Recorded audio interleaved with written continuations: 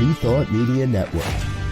We are a global broadcast network of positive music, media, and entertainment, inspiring humanity's evolution along the journey of enlightenment and creating a world of love, peace, empowerment, and prosperity for all. New Thought Media Network. Positively inspiring.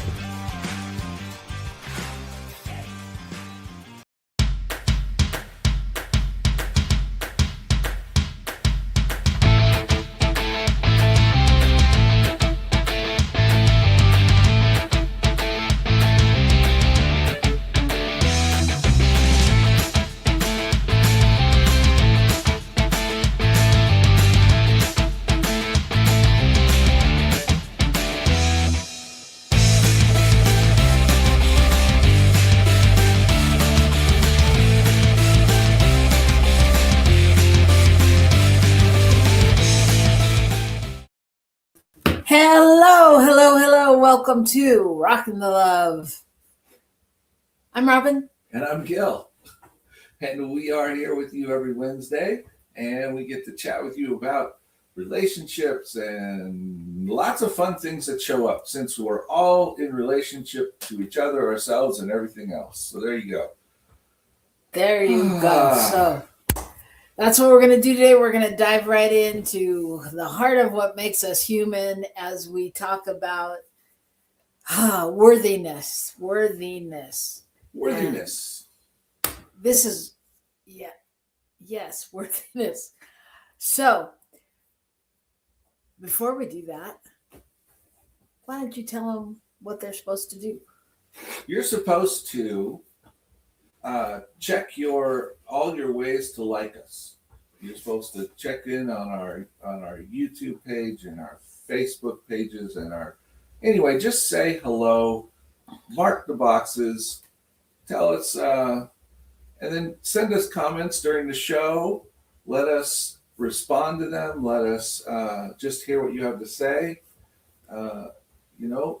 Shay, thanks for kicking it off there. We're glad to see you today. And, we love to just make this a participatory event.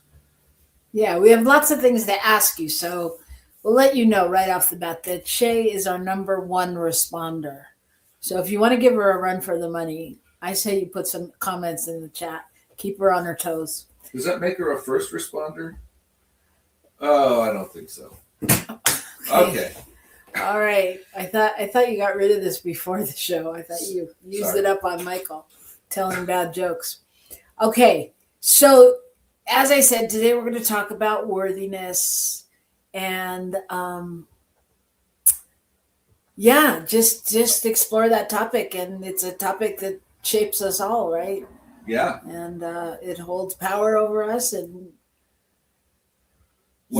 how many times have you said or heard somebody say or thought, oh my gosh, I don't know if I'm the one to do that. I don't think so. No, I'm not your guy, whatever it is. How many times does that run through your body?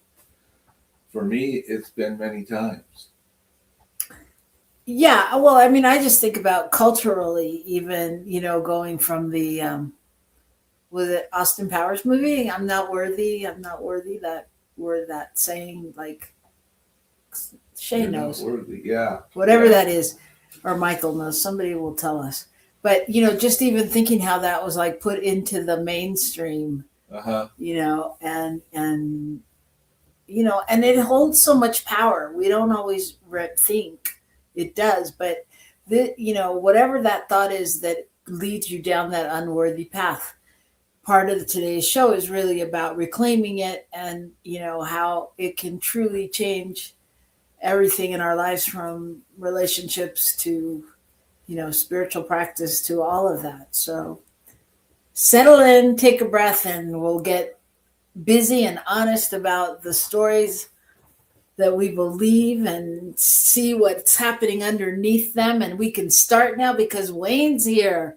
Welcome, Wayne from Calgary. Yeah, but Shay was reminding us that it's Wayne's World But it came from so Wayne and Garth in one of their parents' basements, doing their show. Oh, there you go. That's right. like you and I doing the show from our basement here. And New Thought Media said it's Monty Python and the Holy Grail. Yeah, we're not worthy. We're not worthy. Okay. So there you go. So it's out there. It shows up everywhere. It's out there in our culture. So before we get going, let's talk about the week. How's your week, Gil? The week that was, the week that is, the week that still breathes. So this week has been extremely busy and over the top and exciting and fun and all that good stuff. So I'm getting ready for a really large celebration at the center this week. The center itself had an open house last Saturday, which was huge. And we had probably close to 100 people, 90 or so that showed up over the course of the day with music and all kinds of things. So it was, busy straight through our regular Friday night events into our Saturday all day event into our Sunday stuff. So, the weekend was like boom, boom, boom, boom, boom. And this week, the celebration is all about me. Thus, am I worthy? I don't always think I am, nor do I think I'm worthy because I feel like I'm behind on everything I'm supposed to do to keep everyone else in the loop about what's happening on Saturday. And it's all going to be fine, right? Somebody tell me that. Please. It already is fine. Yeah, it's a busy week. That's, I know you're not supposed to wish away time. However, my wish is I am looking forward to Monday or Tuesday when this is all stopped for a minute, because it doesn't ever really stop, and it's all good. So question in the chat is, aren't you having Ricky Byers? Yes, we are. Ricky Byers will be our musical guest Friday night. She's coming for Gil's ordination, and she will be playing Saturday at his ceremony. Ricky is a longtime friend of ours. We sang in the Agape Choir, and we are very, very excited to have her. So if you're in the Albuquerque area, please join us. And if you're not, we're debating whether or not we're going to live stream that one because we're charging at the door. So I don't know. It's a mystery, but you might want to tune in anyway and see. My week is just that, like I said, busy, and I think I'll be excited. I'll be more excited when we've picked everybody up from the airport and everybody's in their place. What exactly is that? Wednesday night, Thursday, Friday. Is anybody coming in on Saturday morning? No. Oh, thank God. Okay. And if they are, they're going to go get an Uber. But you know what I mean? I mean, just feeling like people are settled. And our family's here, and, we've already warned them that the house isn't clean, and, and people say that the nicety of, that's okay. We'll just want to see you. We'll see. Who gets talked about at Thanksgiving dinner. We didn't really fully disclose that it's hard to find us underneath the dog hair. So well, there's that. They may not see us at all if we don't do some cleaning. It's very true. It's very true. So, but let's skip that and get to the even better news, because that was all pretty good news. Is there better news? The good news. The good news. All right. Well, I'm going to share some good news first, ladies and gentlemen, and that news is this. Who has ever heard of microplastics in our water, in our food? Well, if you haven't, basically it's like every darn thing that we create, somehow we put microplastics in it, whether by accident or on purpose, which means little tiny pieces of plastic. Some of them are visible. Some of them are as small as 1/25,000th of the size of a hair, the width of a hair. So they are truly micro. But here's the deal. It has been discovered that the moringa tree, which has been known as the miracle tree for years, into ancient times, because it had so many healing properties and all these kinds of things. But the seeds produced from that can be used to filter tap water. And in doing so, it actually traps 98.5% of all the microplastics contained in said tap water. Wow. So instead of using heavy metals, which of course in and of themselves are going to be bad for us because they get into the water as they do the filtering, we do it through these natural seeds and take care of the same problem. So this is really kind of exciting, exciting news, an exciting possibility. I don't know what the prognosis is for how this can be applied exactly, but they have done it. They've figured out the seeds can create a coagulant that trap all the plastics, and it's very, very effective. That's So, fascinating. I think Where are they doing this research? Let's say. I don't know where they're doing it exactly. It says that the method might be most effective in smaller communities where access to alum may be difficult or expensive. Moringa is cultivated for food, medicine, and honey production all over the tropics. And rural communities already harvesting the seed pods could simply leverage their crop for filtration as well. So they could just simply, already what they're growing and then taking from the tree, guide some of it into filtration and have that added to their stuff. So there you go. Wow. That's pretty interesting. Pretty cool. Well, interestingly enough, my story is about a tree as well. Oh my gosh, another tree? Another tree. And this is about oak trees, and that they delay their sprouting leaves to avoid hungry caterpillars that have devoured the trees in the past year. And well, I thought this was such a fascinating story for many reasons, but one being that we talk about the one mind and that everything is energy, everything's alive. And I think we forget that, like when we look at the table or look at the floor or something. And so this tree, the story of the tree is that there's new research that reveals that oak trees deliberately delay the sprouting of their leaves by 3 days to avoid being infested by the caterpillars.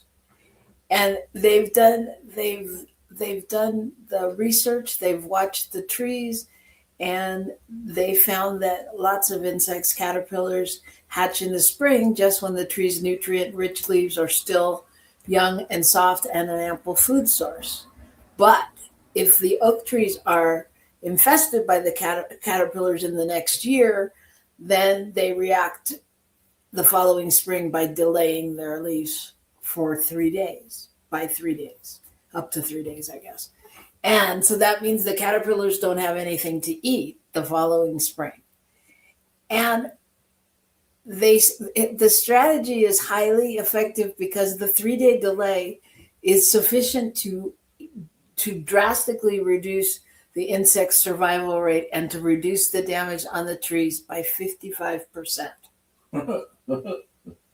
Isn't that crazy though? If we could just learn to delay for 3 days and save 55%, huh? But that's pretty good. So I mean, they've measured it over the years, and it shows that that the trees don't just react passively to the weather in timing their leaves to emerge, but also respond flexibly to biological threats. Mm-hmm. And I just think that's so fascinating, right? And it also, they said it also teaches us now, because they've had satellites that do research all over the place, and it teaches us now that that this is why sometimes it looks like the forests don't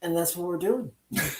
We're talking about worthiness. Worthy by design is our title today. Worthy by design. Yeah. What do we mean by that? Worthy by design. Are you asking me? Well, you're the only one here. Well, I'm the only one here. We're both the only one here. And Shay's with us too, but she's, whatever. So, well, what does it mean to you? Worthy by design. I think basically that refers to sort of the spiritual concept that we are all created worthy, that we are, by virtue of being here, worthy. Yeah, that's what I think it means. I mean, that's what I thought I meant when I made the title up. That's what you thought you meant. What do you think now? I'm feeling the same. Okay. No, but I mean, I think that, yeah, by the nature of who we are, that we're here on purpose and and on target and on, it can't be wrong. Mm-hmm. Mm-hmm. But I think worthiness is a big thing that affects us in so many ways. I think it plays into everybody. Everybody has, thoughts around it. And when it comes up, it plays into our health and our nervous system and our relationships and all of that good stuff. And so where does that start, and what is the cost of worthiness on some level would be my question to you. And for everybody else, well, he's thinking, well, if you have something you can remember, like when was the first time you remember feeling unworthy, or who made you feel unworthy? If you can remember that or want to type it in the chat and share with us, that would be great. So I think yes, we have various things that have happened in our lives that contribute to that, and I think many of us, we do it to ourselves a lot, and it's got to do with competing, being as good as your older brother or sister, or finding out that you're not number one in class, or whatever it is that then makes us think, oh, we're not as good as. And it's all about a judgment. It's all about comparison in so many ways. Mm-hmm. It's about comparison in so many ways. And then it's also about accepting what it means to truly be worthy. I mean, if I'm truly worthy simply by design, then what is it that I can't do? What is it that I'm not able to produce sufficiently? What could that possibly be? Because I'm all that I need to be. Mm-hmm. And I think we've heard Marianne Williamson talk about, we don't fear what we might do wrong. What we actually fear is the fact that we might be greater than we think. Mm-hmm. Right? Right. And our good friend Ray Davis, musician, talks about in his song Average Man the same idea about someone who sees himself as very average, doing average things, doing, whatever average could expect. And then he got a feeling, and it was, what if I was bound for greatness? What if I am not here to just barely show up, but what if I am here to be truly worthy of being here?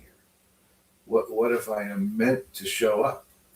What if mediocrity was never in the cards for me? There you go. Yep. Thank you, Ray. I channeled him. So let me just share. Shay says, I didn't recognize it at the time, but I definitely felt unworthy when my father would not show up for his visitations. It took years and years and years to realize how damaging this was. Right.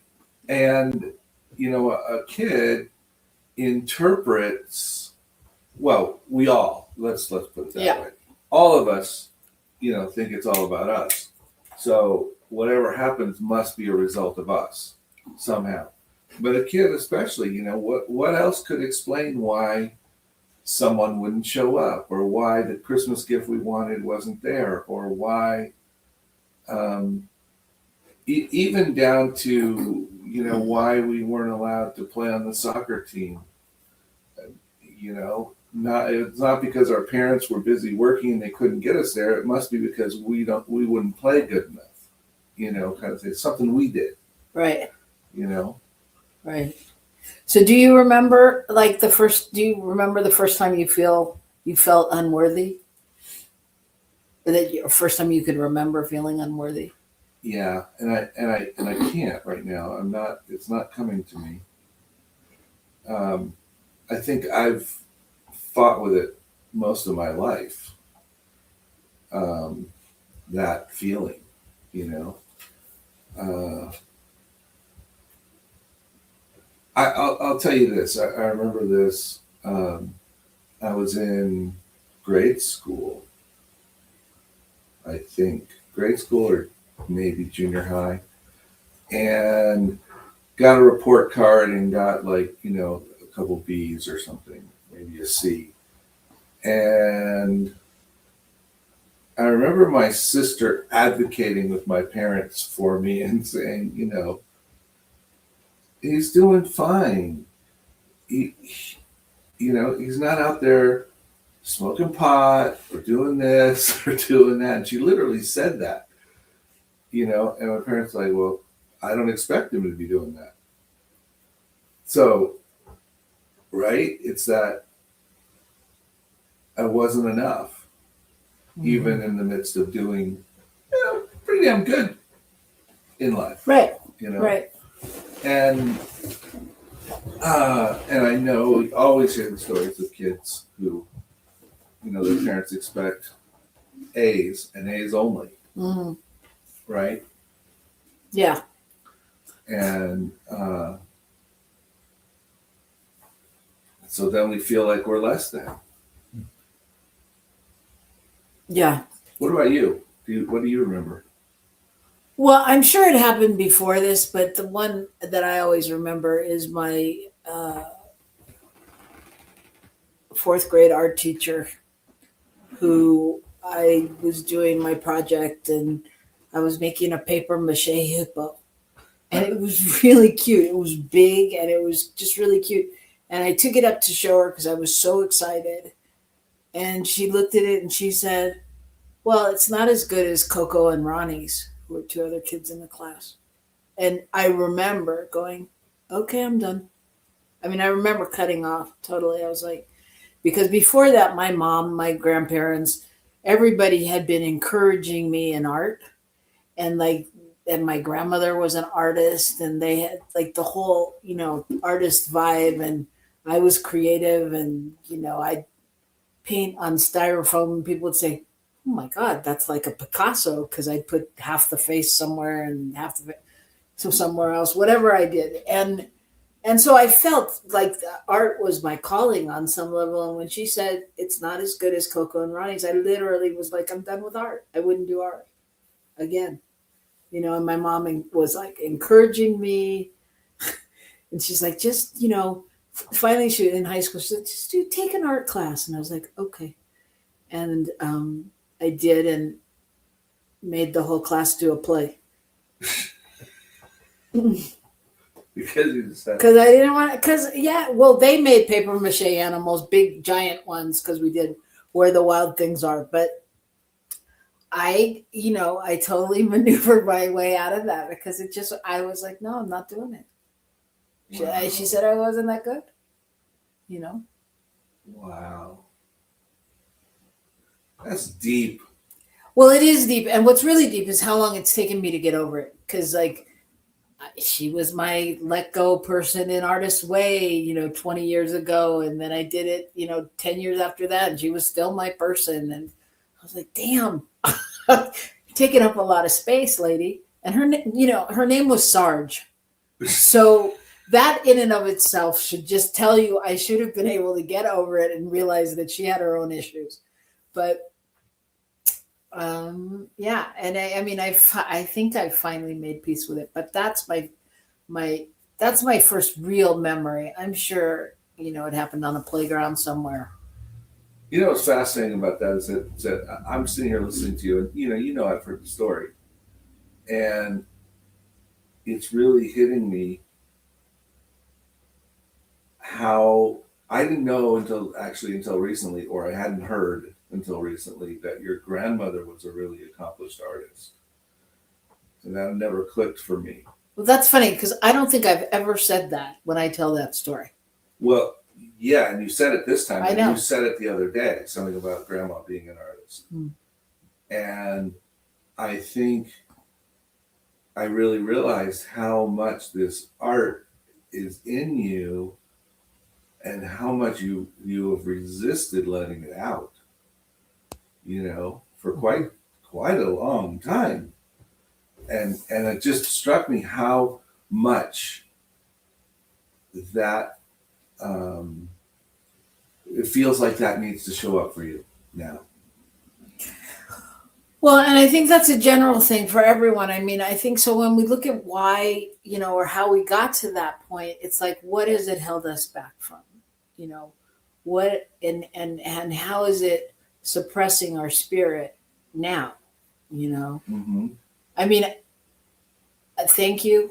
And I don't really feel like, that on some level, I feel okay, even though I do feel like when I look at a box of acrylic paint or something, I think I really should be able to paint with those. But it's scarier to me than it is like a desire to take a brush and try it. So without turning judgment, it into a therapy session? Yeah, well, might as well. That way I don't have to do it, huh? Yeah, thought it was going to be about you. Yes. But, your husband has secured for you on a couple of occasions some major artistic supplies. Uh-huh. And they are in boxes and have never been opened for 10, 15 years. A good 10. Okay, so what's your point? Where are we going? What's the angle we're taking here? Woo! Well, you should be nicer to your husband. No, the point is just that to me says you're not over it.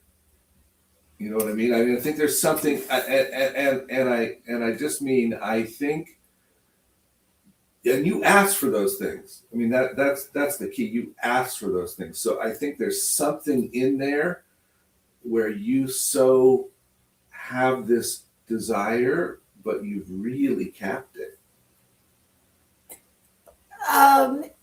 Okay, it's possible. Just a thought.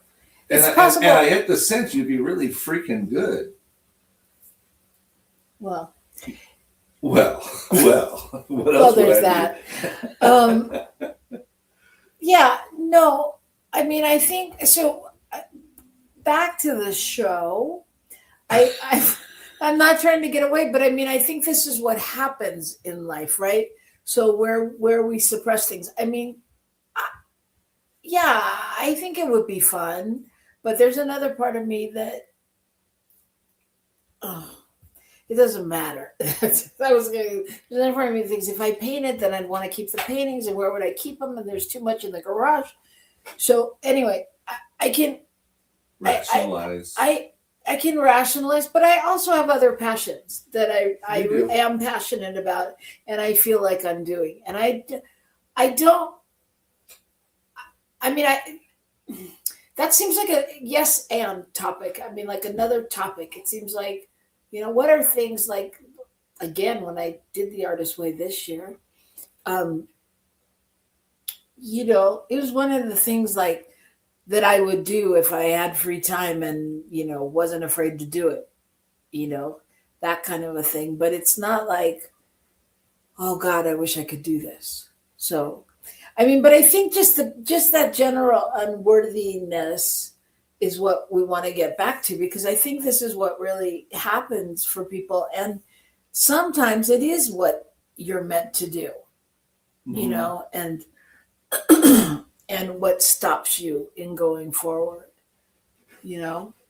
So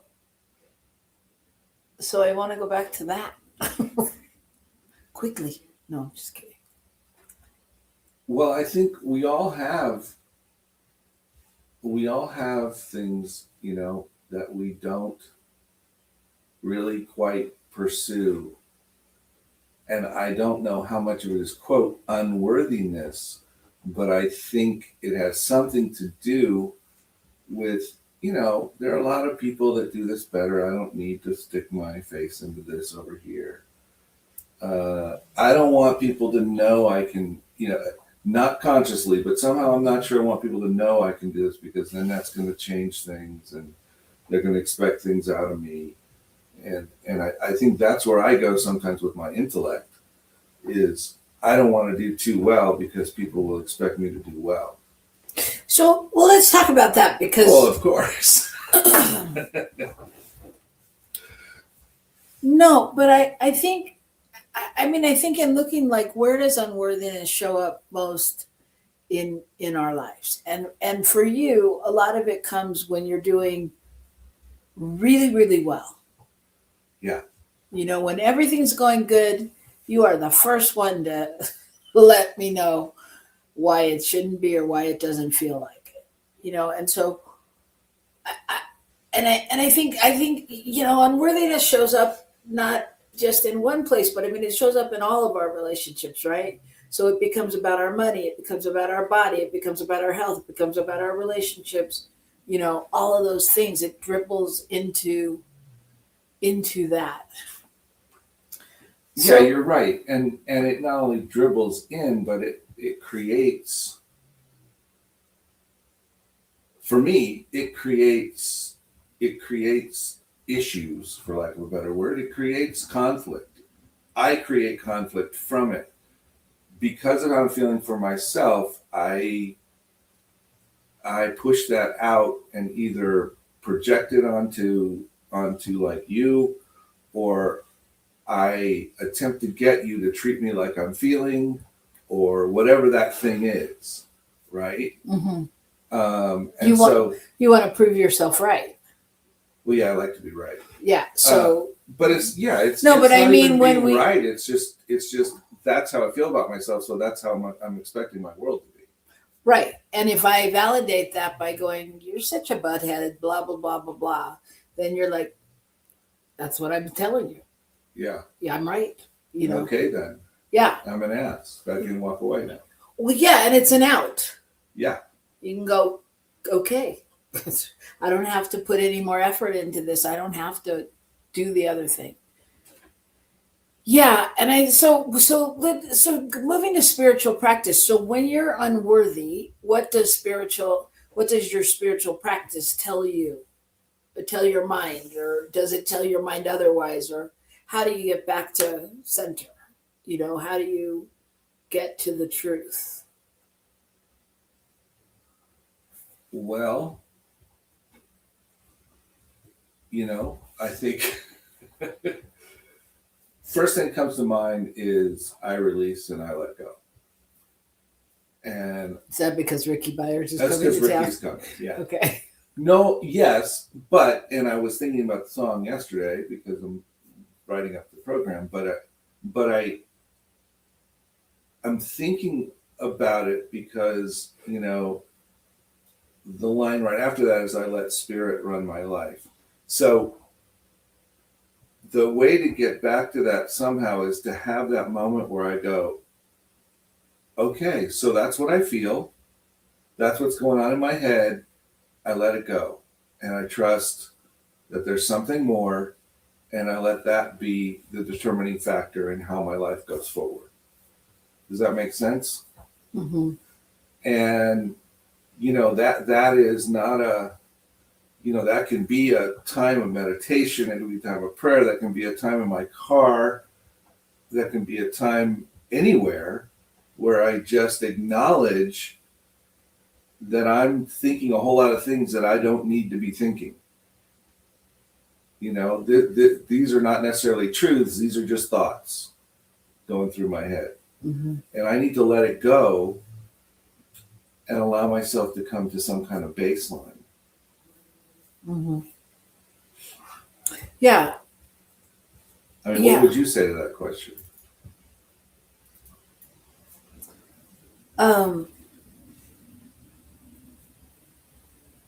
Well, similar. I mean, I think, we all deal with it in different ways. I don't know that I don't feel worthy. I don't know that that's my issue, the way I define like worthiness now. I think, there are times when I wonder if this is mine to do, or things like that. There's different angles I take on it. So, but yeah, I mean, I go to center and I am able to pull myself back, just remembering the basic, the basic God in me as me qualities. Well, I think just our title is a fantastic starting place to Right. just go, I'm worthy by design. Right. All the rest of this is frosting on the cake, if you will. Mm-hmm. There's still a cake. It may not be as pretty, may not be as sweet on the surface, Right. but the cake is not missing. Right. It's there.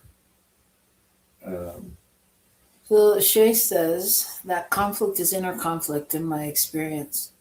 There used to be parts of me who felt worthy and parts of me that did not, even though I know for a fact that I am. I'm integrated now in my wholeness.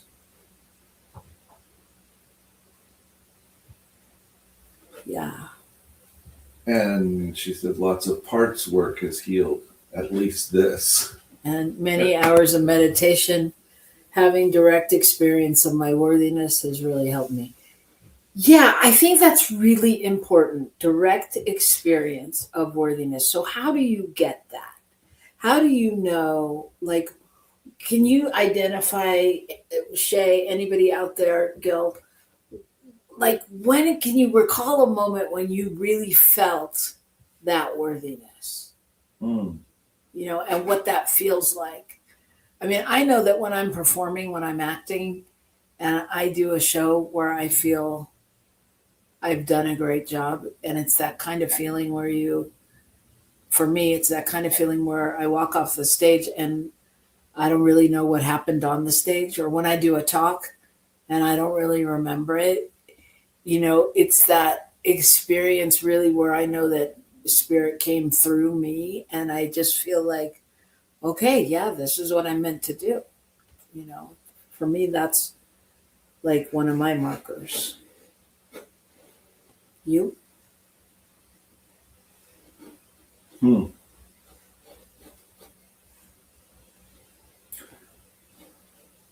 Yes. I don't know. I think it's yes, sometimes there are times where, there's sort of that high or whatever from doing something and doing it, feeling like you've done it well. I think for me, the hardest thing and the thing I've been learning to do is to receive other people's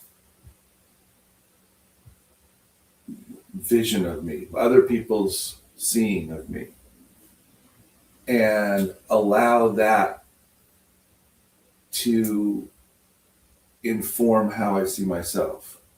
Because I think I have pushed it away for so long,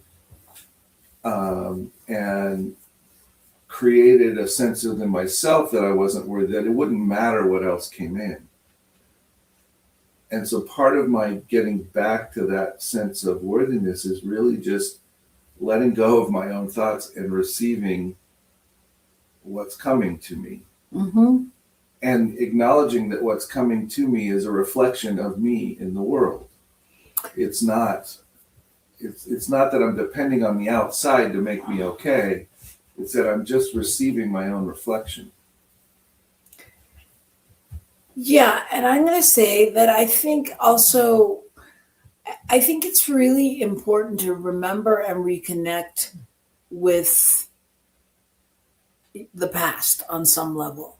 Not only for the healing aspect of wherever you haven't felt worthy, but also remembering where you do feel worthy. And I feel like, and I might be generalizing, but as we get older, we lose a lot of our excitement, enthusiasm, perhaps our worthiness, because there was a time, when I was 20, when I thought I could conquer the world and there was nothing I couldn't do and there was no reason I shouldn't do anything. If I wanted to be a fighter pilot, I could. And if I wanted to travel to Europe the next week, I could. If it didn't matter that I didn't have money in the bank or any of those things, I could manifest it and I could get excited about doing it, and there's an openness of spirit where we go, where we're just trusting and believing, and as we get older, well, I'll speak for myself. As I get older, perhaps I'm a little more cynical or a little more cautious or a little more realistic, whatever it is, and I know anyone out there listening that knows me, especially in my family, would say, no, realistic is not what you are, because I still feel like that. But I have to cheerlead to get people on the bandwagon, but that energetic, I think is what plays into feeling that I'm worthy. You know what I mean? And that it's all possible. There's something about possibility and worthiness. Because just because things are possible doesn't mean they're for me. And I think that is a key to the worthiness piece for me. Yeah, spirit can do all things. God is everywhere. The universe is conspiring for my good. That's great. But is it really for me? Do I really deserve that? Can I receive that? And that's where that becomes interesting. I think you've always been better at that than I have on some level. Although I think there was a time when I was younger as well, when I was much less hesitant about it, Well, it makes sense because we have much more experience that can prove us otherwise. Yeah. Like the times when we couldn't do what we wanted or we didn't have money to do something or whatever. So we put that all into the mix and it's a different outcome, right? Yeah. So I think what you're saying, it's like, I think that's healing the worthiness wound. There should be steps to that. And we don't have time to talk about that. So maybe we'll continue with that next week because I think it's really, I don't know. I just think it's really important to get honest about that because I think these are behaviors we try to unlearn or heal or whatever it is, but we go into our spiritual practice maybe to reconnect with the habit of being worthy, and it's like getting there is an important part of the journey. I want to make another comment because I'm thinking about this whole ordination thing, coming to a place where I've completed some aspect of being a minister, right? Completed this, in most circles, pretty important milestone. And it has been a forever thing with multiple opportunities for it to have happened, but it hasn't. And the thing I have to remember, and the thing that I'm realizing and working with is none of the process has anything to do with my worthiness. Whether or not I'm worthy to be in this place. It's just the circumstances and the process. Mm. You know, and perhaps it's choices I've made, and I can learn about my choices where I've avoided or whatever. But in you know, the true worthiness has always been there and is there for, you know, anything that people are as we move along and we get recognized for certain things. We've always had that within us, Right. right? It's always there. Right. It's always there. So I have a question I want to ask you and Shay and the listeners. This is just quickly off the top of your head. If you woke up tomorrow feeling 100% worthy, what's the first thing you'd do differently? Mm. I can feel Shay typing. Come on, Shay. What's the And first she's thing got a comment we have to go back to too. you would? But weird. What came to my head was go for a bike ride. Well, But that was the first thing came to my head. but that's not weird. I'm- Because what happens is in your mind you go, "Ugh, I can't really go for a bike ride. I've got too much to do. I have to do this. I have to do that. Otherwise, this won't happen." When the reality is you are worthy of your alone time, however you choose it, or your time with God, or your exercise, whatever it is, whatever it is, it's part of your worthiness. It's part of your plan. You deserve it. And no one else deserves to ruin that. You know, well, it's not anyone else, it's Maybe. your head. Maybe it's you. You're the only one. Mm-hmm. You deserve to ruin it. Okay, thank you so much. I feel so blessed. Oh. So anyway, that's the question I would ask, that truly, like, what would you do differently if you felt worthy, you know, totally worthy, and like it was. And you woke up in the morning. Like, what would that be? That was the thing that got me. Was just if you woke up. like waking up in the morning and going, I feel totally worthy. What would I do? Yeah. I'd go take care of myself. It's basically what I just said. Yeah. And generally, that's not what I do. Right. Right. So there you go. There you have it. There's so many questions left unanswered. Maybe we'll visit this next week, but you know, I just encourage you to watch the places where you can begin to heal old wounds. And Shay says she already feels worthy. That's not what keeps me from anything else, as far as I know.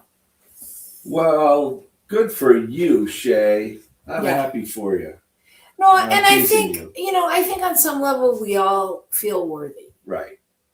But like really having that freedom to not be tied into Any of our made up thoughts about how the day has to go or whatever needs to happen. Like, I don't know.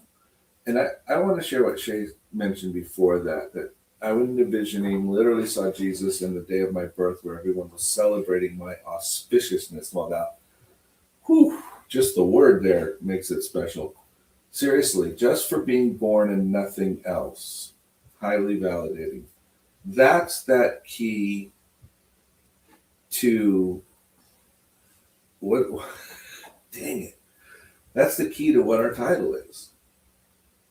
That's the key right there, is that there is nothing to make us worthy, because we are. We just are. And I think that's a perfect picture of that concept, that people are standing around celebrating the birth of a baby, and oh, she's so pretty and she's so cute and she's so precious with those little tiny fingers, and look at her breathing, and all that stuff that we do. And the kid literally can do absolutely nothing except fart. That's it. That's all they're doing. But somehow we see their innate worthiness in that moment. Well, and yes.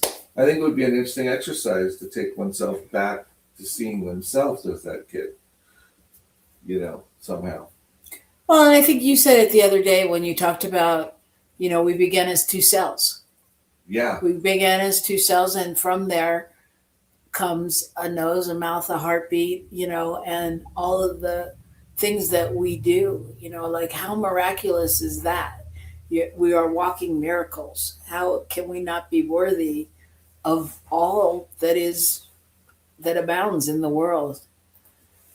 So, how can you not be worthy? That's the question to keep in your mind, to know truly that, today we talked a little bit about the uncomfortability and where you might feel unworthy, but really to just know that those wounds and things of the past are bringing the wisdom of the now, and you know who you are and whose you are, and being able to live into that place and truly claim what was ours all along. So, as always, Gil and I explore these topics every week, and we invite you to explore the power of love and the power of Rockin the Love in your own life. And until next time, stay brave and stay curious and stay rooted in your worth. And we bless Gil on his ordination, knowing that he's created a big hoopla to understand that he's worthy and he's loved, and people are coming from all over the place. And tune in on Facebook on Saturday afternoon. We think we're going to live stream it under Rockin the Love or Rio Grande Center for Spiritual Living. And we will see you next week. All right? Everybody keep rocking the love. We love you.